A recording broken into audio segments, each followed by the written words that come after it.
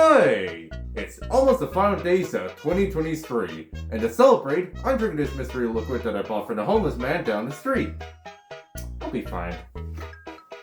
There's really no need for an introduction to Roblox. Starting in 2004, Roblox is one of the biggest platforms, and whenever you like it or not, it's undeniable that it is one of the largest and most accessible platform in the world. I first played Roblox back in 2016 when it used to look like this.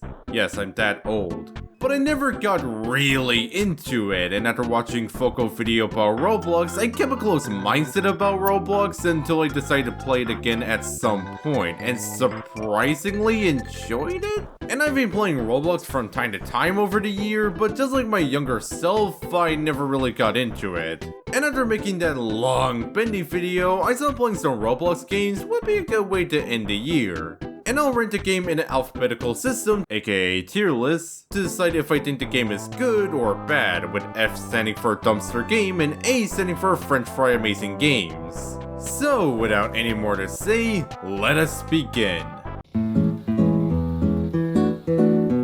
Starting off, we got Adopt Me. Yep, we're starting off with cancer today. Originally once a role-playing game about adopting a child, but once they introduced pets into this game, it turned into whatever this is.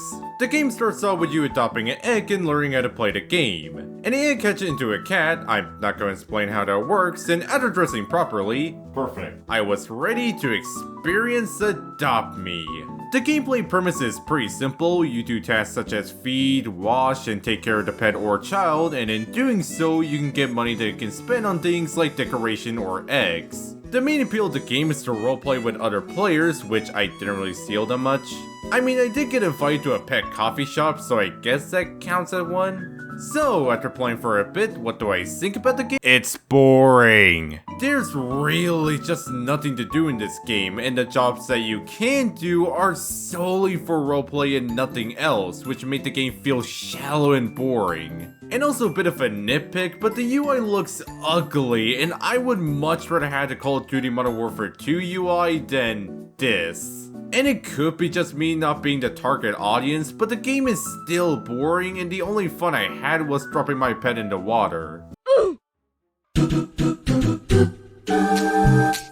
The next game on the list is Tower of Hell, a platform game which genre is called obese for some reason. Your main goal is to platform your way up to the top of the tower, with the difficulty ranging from "this is easy" to "okay, it's a bit challenging, but not difficult" to "okay, this is 100% rigged." The game is extremely hard, like seriously, I feel like I fell down more times than I can remember, but it could be just me being bad and being spoiled by the piss easy Obi games before. And the platforming feels clunky and a bit awkward, probably due to the Roblox game engine, especially when I try to climb stuff, but it could be just me again accidentally pressing the spacebar twice. The game is fine, but I definitely won't be playing this game ever again unless I'm really bored.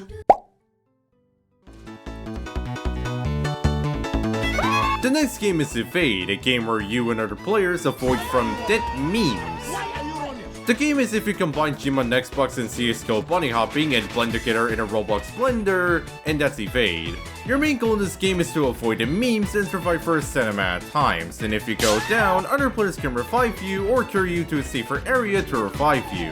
And the game will spice things up in the final round, which can range from making the memes make no sounds, teleporting you randomly, or spawning in 10 memes. And when the round is over, you get money that can buy items and cosmetics in the shop. Yeah, the game is pretty good. The movement is pretty smooth, and it's pretty fun to jump around the map, and it's one of the first games on the list that I really enjoyed. Next game on the list is Piggy, the Roblox version of Granny, but with Peppa Pig. Which I'm surprised that it didn't get copyright struck the hell out of this game. The gameplay revolves around the same as Granny but multiplayer, where you and other players have to escape by opening the exit door by finding the right items while avoiding the monster. There are 6 different game modes that you can vote for before the game starts, like Bot, where AI controls a monster, Player, where a player controls a monster and can place traps, Traitor, where one of the players is a traitor and has to sabotage the game, Infection, where a player becomes a monster if they get caught, and 2 more that I didn't get to play. The game is painfully mediocre, with most of the time spent wandering aimlessly until you find an item and wandering aimlessly until you find a thing to use the item for, which is quite boring. And since there's only one exit, there's really nothing stopping the player controlling the monster from camping at the exit door. And some players say the story is outstanding, but it's really nothing special, and honestly, I don't think I'll ever play this game ever again. Next is Cook Burgers, a game that you do anything but make burgers. It's also a direct copy of Citizen Burger Disorder, which I'm pretty sure most of you guys have never heard of this game. The gameplay premise is simple. You and other players make burgers and serve to the customer and collect the money. And you can order more ingredients if need be, which you'll never do because it rarely happens. Most of the time is spent either frying rats or customer alive or making things that can hardly be called burgers or even food. And I'm pretty sure if Gordon Ramsay ever saw the kitchen, he would absolutely have a heart attack from the sheer amount of crap that happens in this kitchen. I mean, it's pretty fun to mess around in the kitchen, making abomination of food nature and feeding it to the customers, and the physics is also cool too. The only complaint I have is the third-person physics is a bit janky and the delivery that plays out is a bit annoying. And also you can't feed the fry rats to the customer, which is disappointing, but either way, it's still an enjoyable game. Hamburger. Next is Resident Massacre, one of the recent Roblox horror games that have been going up in popularity. The game starts out with you and 3 other players listening to a radio about an incident and telling the residents to stay inside, and we enter to a preparation stage where you and the other players have to prepare for the night by barricading the windows and setting up cameras.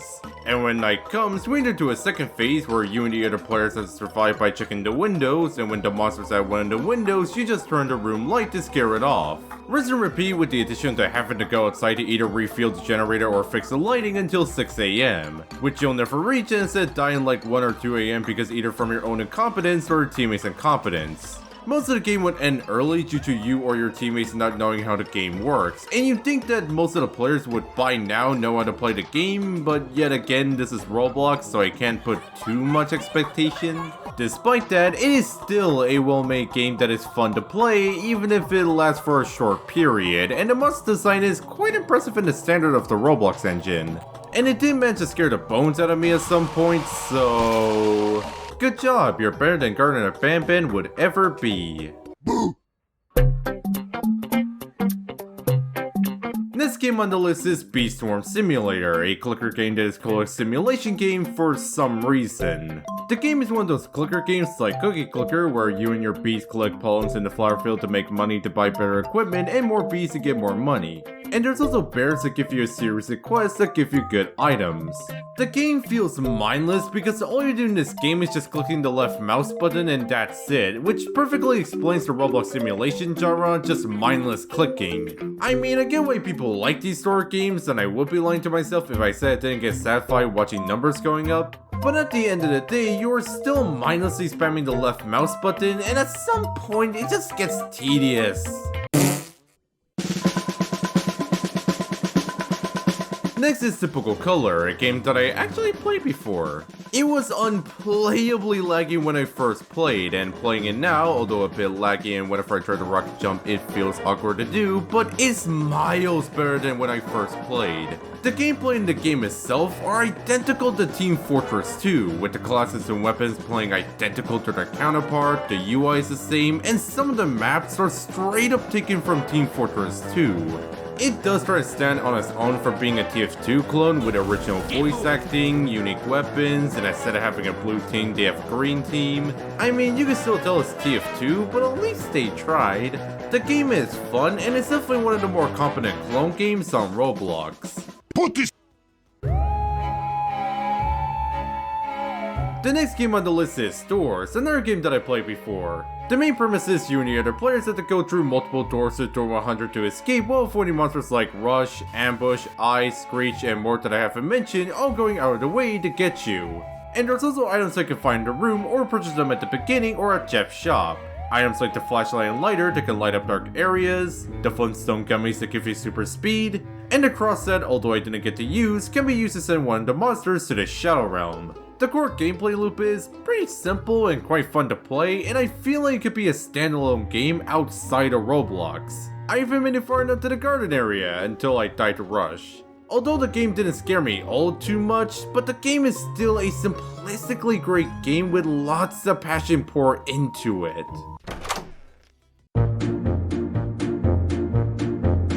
Now for the greatest game of all time, Raise a Peter, where you click on Peter to get money to buy food for him or else he would. And you spend the money to buy things like a TV to watch Peter's favorite show, a signal light to make the car stop, and a phone that you can call Peter family members and other characters like Brian, Meg, Lois, Joe.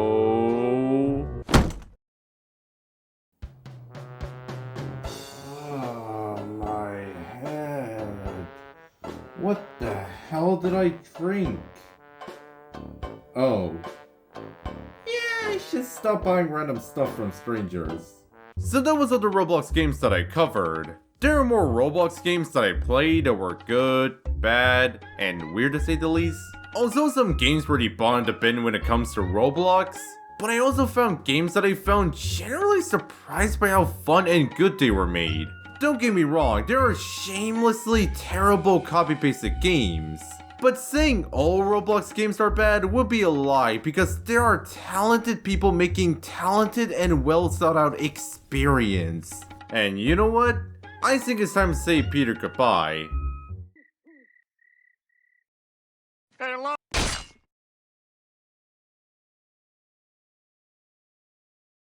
Hey, Peter. Oh my God!